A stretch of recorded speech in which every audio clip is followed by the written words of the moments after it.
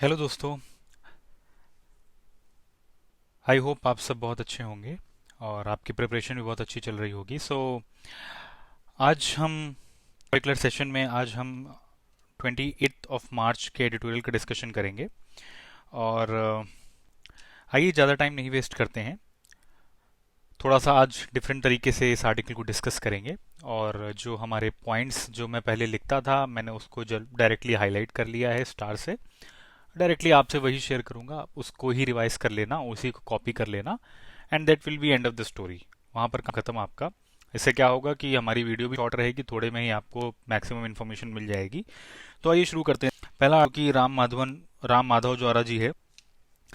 ये इन्होंने बेसिकली जो बीजिंग के फॉरेन मिनिस्टर की विजिट हुई है इंडिया में, उसी पर इन्होंने बात करी है कि सेम काइंड का एटीट्यूड पहले भी चाइना दिखा चुका है कि पहले तो जो है इतना इशू क्रिएट करते हैं, इतना एस्केलेशन होता है बॉर्डर पे, और उसके बाद फिर चाहते हैं कि सब कुछ भूलकर फिर हम आगे बढ़ जाएं। तो ऐसा पॉसिबल नहीं है, this is very really incorrect.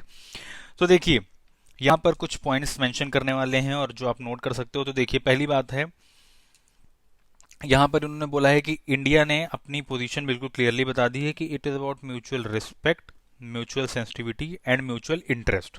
ठीक है, परस्पर जो भी हमारा लेन देन है वो परस्पर हम एक दूसरे के जो ऑब्लिगेशंस हैं उनकी बाउंड्री है उसकी रिस्पेक्ट करेंगे, और म्यूचुअल सेंसिटिविटी रहेगी और म्यूचुअल इंटरेस्ट रहेगा।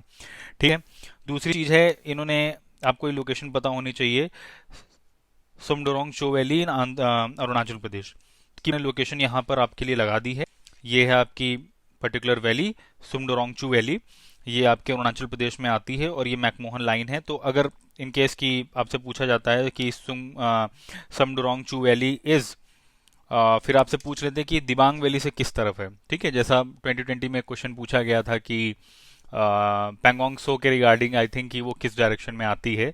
तो ये सब आपको पता होना चाहिए, इसके लिए मैंने यहाँ मैप ऐड कर दिया है। तो बात आती है कि हमारे पॉइंटर्स क्या हैं। पहली बात है कि इंडिया की जो फॉरेन पॉलिसी है वो चाइना के साथ क्लियर है, बल्कि किसी भी कंट्री के साथ क्लियर है कि म्यूचुअल रिस्पेक्ट, म्यूचुअल सेंसिटिविटी और म्यूचुअल इंटरेस्ट। सेम चीज आपको देखने की मिली थी जो कल हमने आर्टिकल डिस्कस किया था एस जयशंकर जी का। उसमें भी उन्होंने कुछ ऐसी ही बातें करी थी कि जो छोटी कंट्रीज हैं उनके साथ भी हम इक्वल फुटिंग पर रहेंगे। ठीक है, सो आई होप कि आप समझ रहे होगे। अब उसके बाद बात आती है कि इन्होंने थोड़ा सा चाइना का जो, मतलब उनका अब नॉर्मल टेंडेंसी हो गई, वो क्या हो गई, what I occupy is mine, what I claim is to be debated. ठीक है, तो ये एटीट्यूड अब नहीं चल पाएगा। अब उसके बाद है, इन्होंने करंट रजीम की तारीफ करते हुए बोला है कि जब से मिस्टर नरेंद्र मोदी की सरकार आई है, जो हमारे करंट प्राइम मिनिस्टर हैं, तब से डिफरेंस देखने को क्या मिला है कि beside proactive diplomacy, strong ground posturing as well, की मतलब बातचीत तो एक तरफ हो ही रही है, साथ ही साथ कि कोई भी रिपरकशन ना हो उसके लिए हम फ्यूचर से प्रिपेयर्ड हैं, कि हमने ऑलरेडी अपना वहां पर इतना हैवी डिप्लॉयमेंट कर रखा है पेंगोंग सो लेक के आसपास, कि अगर उनकी साइड से कोई भी रिपरकशन होता है तो हम रेडी हैं। पैरेलली हम क्या कर रहे हैं, हम उनके साथ डायलॉग से बात कर रहे हैं। ठीक है, जैसे आप देख सकते हैं 15 राउंड डायलॉग हो चुका है, और वहां पर इन्होंने मेंशन किया working mechanism for consultation and coordination. ठीक है, इसके तहत एक डिप्लोमेटिक चर्चा भी हो रही है कि डिप्लोमेसी के थ्रू भी इन चीज को डीएस्केलेट करने की कोशिश हो रही है।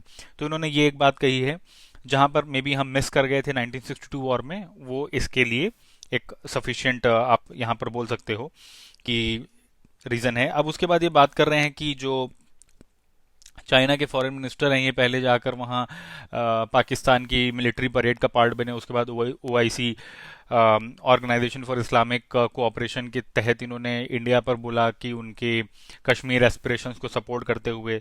तो ये सब चीज़ें इंडिया ने गलत बोली, इंडिया ने उनको गलत ठहराते हुए बोला कि आपने गलत किया। ओके, अब उसके बाद इन्होंने तारीफ करी है कि both EAM and External Affair Minister and NSA of India have been able to convey Delhi's position firmly but politely to Wang, sending him back almost empty-handed. खाली हाथ भेजा गया उनको, सीधी सी बात है। और अब यहाँ पर ये बताने की कोशिश कर रहे हैं कि इंडिया का जो पोजीशन है रशिया यूक्रेन पे, ठीक है, यहाँ पर रशिया यूक्रेन पे जो इंडिया की पोजीशन है वो ये है, इंडिया ने एब्सटेन किया है। इसका मतलब कहीं से भी इंडिया ने रशिया के एक्शन को किसी भी तरीके से सही साबित नहीं ठहराया है। एब्सटेन किया है कि हम इस मैटर में नहीं बोलेंगे, ठीक है, बट उन्होंने कहीं से भी इसको सपोर्ट करने की कोशिश नहीं करी है। और India made its stand clear by asking for cessation of conflict, immediate de-escalation of tension, and quiet and constructive diplomacy. Okay, India is committed to international rule of law and respect for the territorial integrity and sovereignty of nations. सीधी बात. Okay, सो जो आपने देखा कल भी जो S Jaishankar ने अपने article में 6 इंपॉर्टेंट एजेंडाज मेंशन किए थे. आई थिंक ये आप यहाँ पर देख सकते हो, इन्होंने कल भी मेंशन किया था कि मोर equal terms with smaller countries. ठीक है, तो कोई छोटी कंट्री है इसकी वजह से ये नहीं कि हम, और यहाँ पर क्या है कि अब रशिया अपने एक्शंस के लिए वेस्ट और नेटो को ब्लेम कर रहा है, जो कि इनकरेक्ट है. Being such a huge power आपको रिस्पॉन्सिबली बिहेव करना चाहिए, आपको इंस्टिक्ट पर बिहेव नहीं करना चाहिए. This is true. ओके, तो ये आर्टिकल है, इसमें जो जो पॉइंट्स मैंने रेड से हाईलाइट किए हैं इनको आप यहाँ पर कॉपी कर सकते, आपके लिए एक अच्छा नोट्स का काम करेगा. ठीक है, देन उसके बाद है ग्रोथ टॉनिक. अब देखिए यहाँ पर क्या है कि इंडिया का जो मर्चेंडाइज एक्सपोर्ट बढ़ा है 400 बिलियन इस बार क्रॉस कर गया है इस करंट फाइनेंशियल ईयर में, इसको लेकर के बात करी गई है. तो यहाँ पर देखिए आपके लिए क्या बोला गया है. यहाँ पर बोला गया कि पहले तो हमको इसका रूट कॉज समझना चाहिए कि ये हमारा 400 बिलियन डॉलर्स क्यों बढ़ा है. क्यों? क्योंकि मर्चेंडाइज एक्सपोर्ट कॉन्टिन्यूसली हम पिछले 10 सालों से देख रहे हैं कि उनमें गिरावट ही आ रही है. ठीक है, लास्ट ईयर अराउंड 11.7% था, इस बार 10.9 या 8 के अराउंड आ गया है. तो कॉन्टिन्यूसली गिर रहा है बट वैल्यूएशन हाई है. ठीक है, तो इसको समझने के लिए राइटर ने बोला है कि गवर्नमेंट की वो बात सही है कि कंट्री वाइज सरकार ने काफ़ी अच्छे से इन्फ्लुएंस किया है कि किस मार्केट को हमको फोकस करना चाहिए. उसके बाद है product wise and EPC wise कि किस प्रोडक्ट को हमें ज़्यादा प्रोजेक्ट करना चाहिए. मॉनिटरिंग एंड कोर्स करेक्शन का मतलब हुआ कि हम कॉन्टिन्यूसली मॉनिटर कर रहे थे कि हमारी कहाँ ग्रोथ हो रही है, कहाँ नहीं हो रही है. साथ ही साथ हम ये भी कर रहे थे कि कोर्स करेक्शन मतलब हम देख रहे हैं कि अगर हमारा जो हमने ट्रेजेक्ट्री हमने कैलकुलेट करी है, अगर वो कैलकुलेटेड वे में नहीं जा रही है, कुछ डिविएशन हो रहा है, तो हम चेंज कर गए. अब इसके लिए सबसे बड़े 2 कॉज क्या बोले गए हैं कि सबसे बड़ा इसमें ग्लोबल फैक्टर था, ये था कि 2020 और 2021 में ग्लोबल इकोनॉमीज ने काफ़ी रिकवर किया. क्यों? क्योंकि उनके यहाँ गवर्नमेंट ने काफ़ी एक्सपेंडिचर, पब्लिक एक्सपेंडिचर किया, जिसकी वजह से वहाँ पर इकोनॉमिक ग्रोथ तेजी से हुई.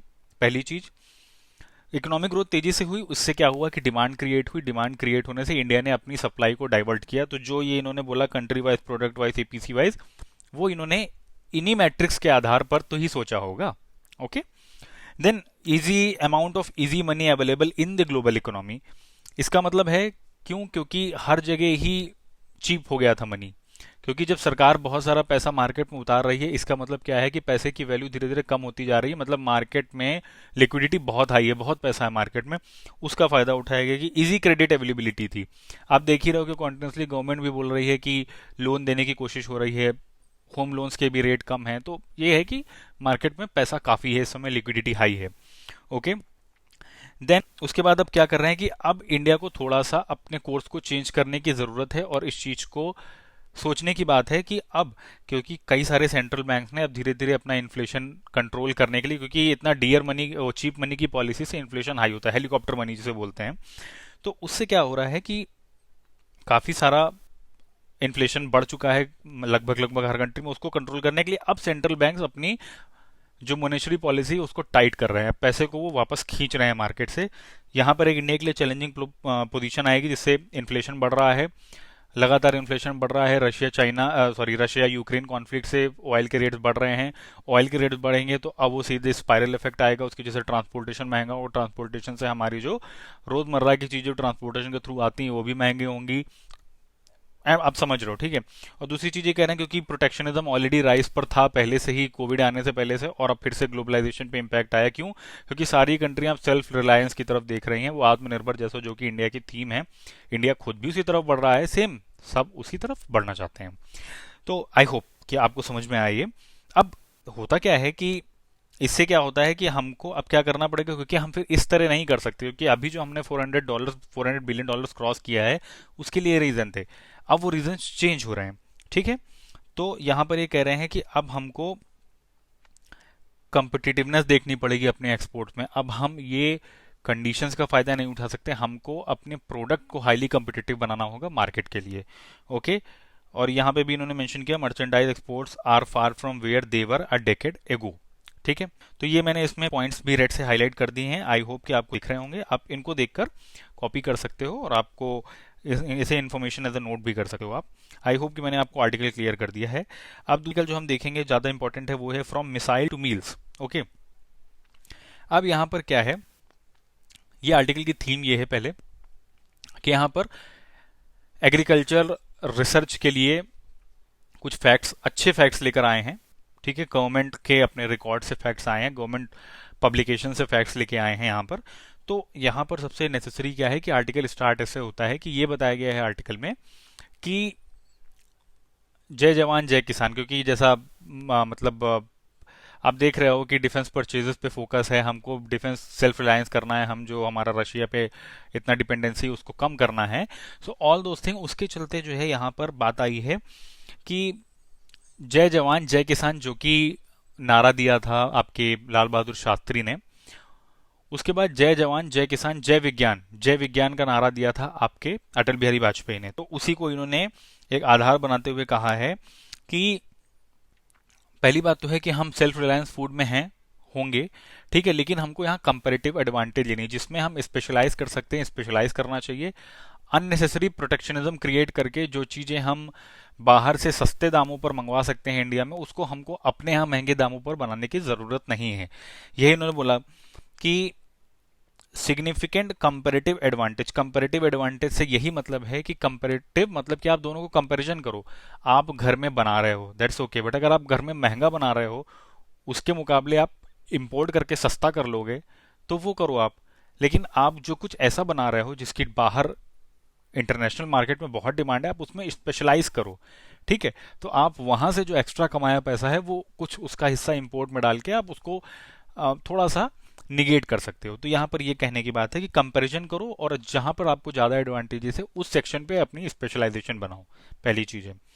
ठीक है, इन्होंने लिखा है कि should not aspire to be self sufficient behind high tariff walls, मतलब कि आप अपने यहाँ प्रोटेक्शनिज्म मत क्रिएट करो। इससे क्या होता है कि आपकी ही अंदर इनएफिशिएंसी क्रिएट होती है।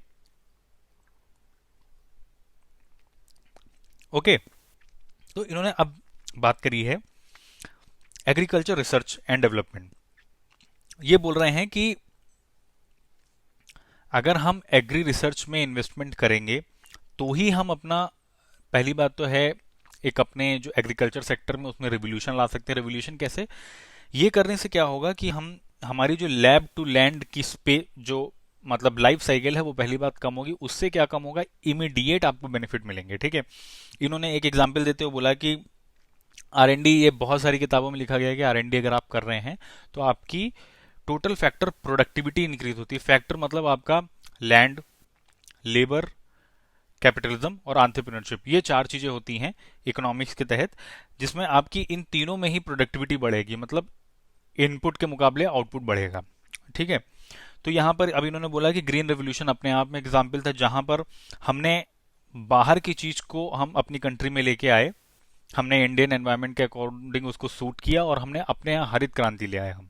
ठीक है, तो अब ये क्या बोल रहे हैं कि जो एक जनरली अंडरस्टैंड नोशन है कि 1% आपका एग्री जीडीपी, जो आपका जीडीपी है उसका 1% हिस्सा आपका एग्रीकल्चर रिसर्च एंड डेवलपमेंट पर लगना चाहिए।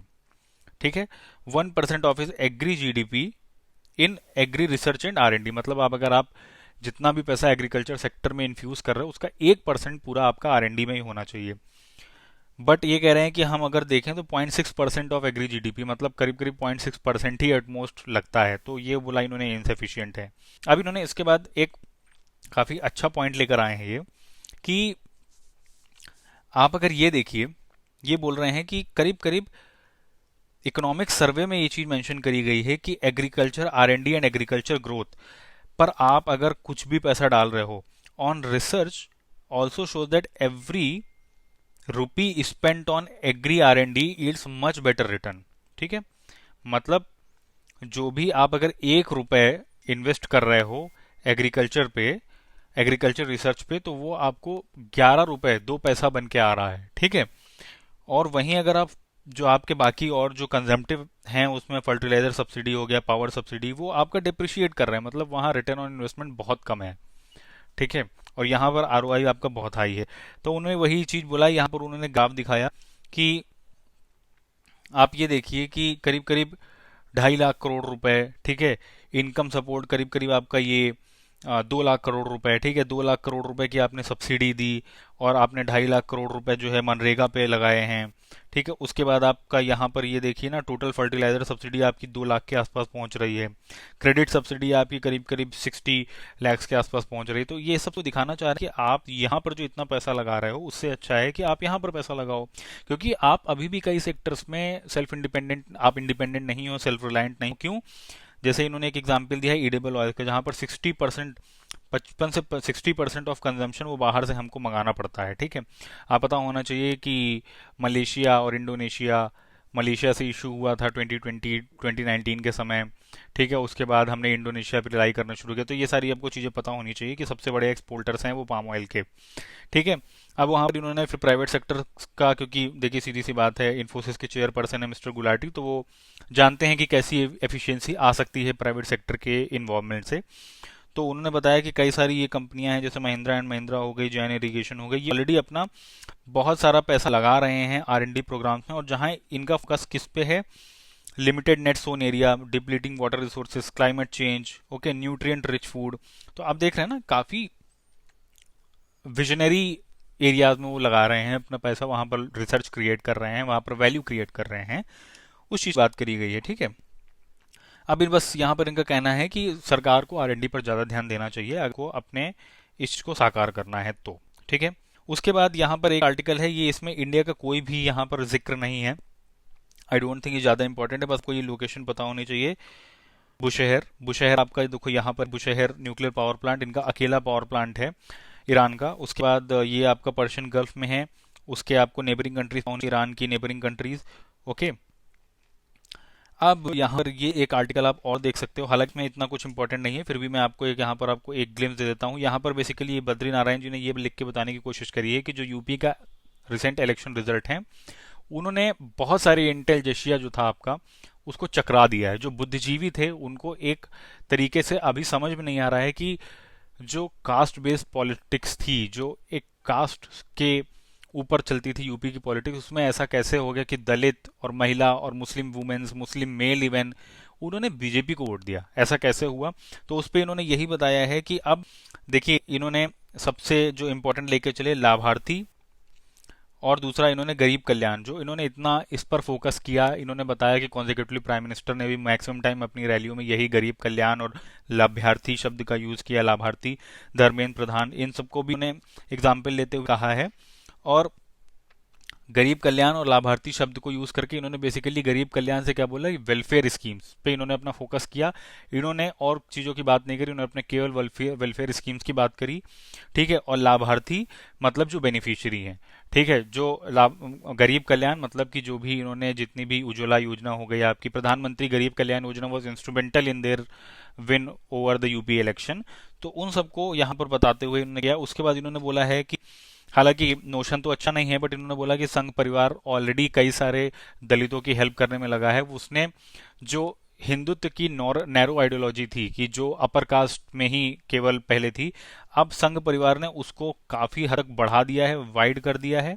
और वाइड करके उन्होंने जो दलित सेक्शन है, जो मार्जिनल कम्युनिटीज हैं, उनको भी हिंदू फोल्ड में, हिंदुत्व आइडियोलॉजी के अंदर वेलफेयर के तहत लिया है, उनका वेलफेयर कर रहे हैं। इन्होंने यहाँ पर संघ परिवार का एग्जाम्पल देते हुए Vidya Bharati inspired chain of school वहां पर बताया है, सेवा हॉस्पिटल्स के बारे में बताया है, जो एक ब्रॉडर आइडिया लेके आ रहे हैं आइडेंटिटी पॉलिटिक्स का। वहां पर अब एक शिफ्ट हुआ है जहां पर लोगों ने डेवलपमेंट को ज्यादा इंपॉर्टेंस दी है मुकाबले कास्ट बेस्ड पॉलिटिक्स को। सो दिस ऑल अबाउट, तो वो यही कहने चाह रहे हैं कि यूपी जैसे पॉलिटिकल लैंडस्केप में इस बार बहुत डिफरेंट डायनेमिक्स देखने को मिला। हालांकि बहुत ही पॉलिटिकली इंक्लाइंड आर्टिकल है मे भी, बट हाँ, एक ये अच्छा पॉइंट लेके आ रहा है, क्योंकि ये दलित को हिंदू फोल्ड में ही रखने पे एक कंट्रोवर्सी है ऑलरेडी गांधी जी और अंबेडकर जी के बीच में, जो आप अपने स्पेक्ट्रम में पढ़ सकते हैं।